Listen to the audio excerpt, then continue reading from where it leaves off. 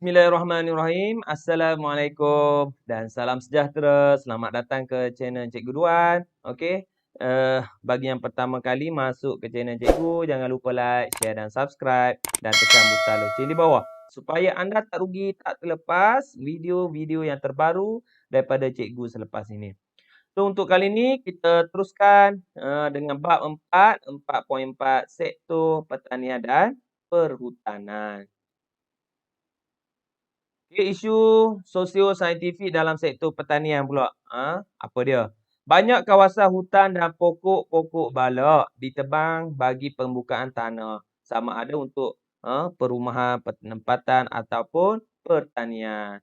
So, ni isu dia. Ada pembalakan haram. Yang tu lagi dahsyat. Okey. Jika tidak dikawal, dibendung dari awal, perkara ni boleh menyebabkan berlakunya apa dia? Kesan dia tanah runtuh, banjir besar dan kepupusan flora dan fauna. So, tahun bila di Kelantan, tengok. Banjir besar berlaku, silap cikgu 2014 ke?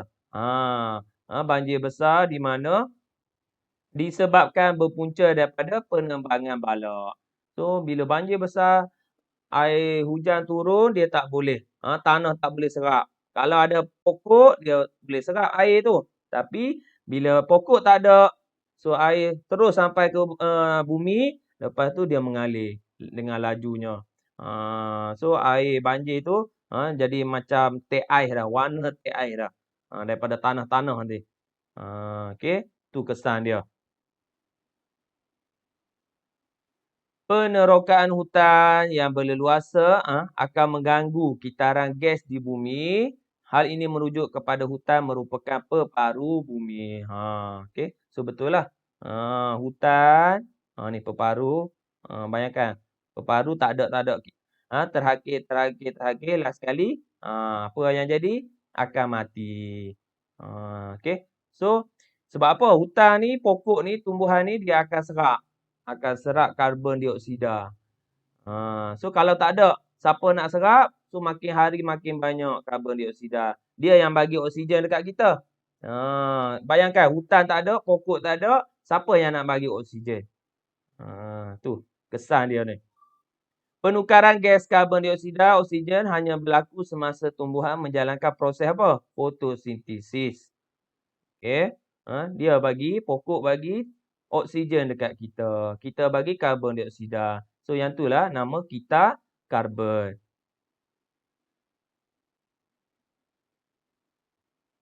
Pembakaran terbuka yang dilakukan oleh para petani. Lagi dahsyat ni. Di kawasan ladang mereka boleh menyebabkan berlakunya jerebu yang teruk. Seperti apa dia di negara jiran kita. So walaupun kita tak kita tak bakar hutan, tapi di negara jiran berlakunya pembakaran hutan, so angin bawa asap tadi main ke negara kita. So akhirnya kita yang dapat kesannya jerebu. Okey.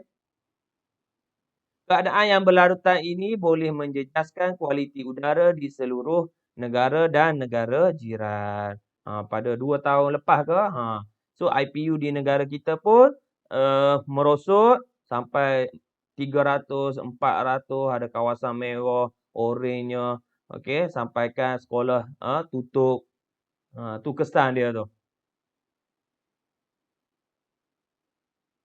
Kejadian tanah runtuh. Ni kat mana? Kuala Lumpur Karak 11 November 2015. Sampai sofa pun ada kat sini.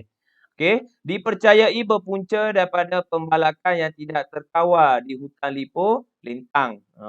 Ni. So, apa dia? Tanah runtuh lah.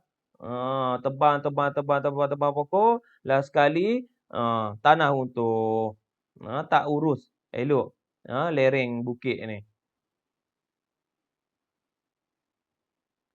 Permintaan yang tinggi terhadap perabot serta penggunaan kertas tanpa kawalan juga menyebabkan penebangan hutan dilakukan dengan berleluasa kerana kertas dan perabot berasal daripada pokok. So ada permintaan kat situ. Penggunaan racun serangga dan baja kimia yang berleluasa oleh para petani telah menyebabkan tanah tanaman tercemar. Ni. Ha, so tanah jadi berasid. So susahlah. Kita nak tanam sayur ke, tanam apa-apa jenis pokok ke, susah nak hidup sebab apa? Tanah sudah berasid. Susah nak pokok tadi ataupun sayur nak tumbuh. Tu. Contohnya, keasidan tanah meningkat, menyebabkan tanah tak sesuai untuk pertanian. Bahan kimia yang diserap oleh tanah juga akan mengalir ke dalam sungai yang berhampiran. Last sekali, menyebabkan berlaku pencemaran air di sungai tersebut. So, air sungai dah tak selamat dah untuk mandi, untuk apatah lagi untuk minum.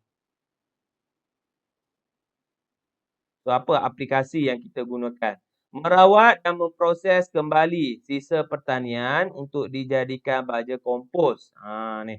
Kat sekolah pun kita boleh buat ni. Kempen ni merupakan amalan teknologi hijau yang mampu mengawal keseimbangan alam semula jadi. Ini bagus. Buat baja kompos. Penanaman semula, replanting. Pokok boleh membantu kekalkan spesies yang sedia ada. Tanam balik. Aktiviti pembalakan perlu dikawal supaya sumber hutan terpelihara. Okey, selain itu wartakan banyak lagi kawasan hutan simpan supaya ekosistem di hutan kekal dan seimbang. Okey. So banyak dah sekarang ni hutan simpan yang ni. Sebab apa hutan simpan? So kita tak boleh sesuka hati tebang dan ambil pokok dalam hutan. Okey. Wallahualam. So setakat itu saja perkongsian cikgu untuk kali ini. Kalau anda suka video cikgu, jangan lupa like, share dan subscribe. Dan tekan butang loceng di bawah. Sehingga berjumpa lagi dalam video akan datang. Wallahualam. Assalamualaikum.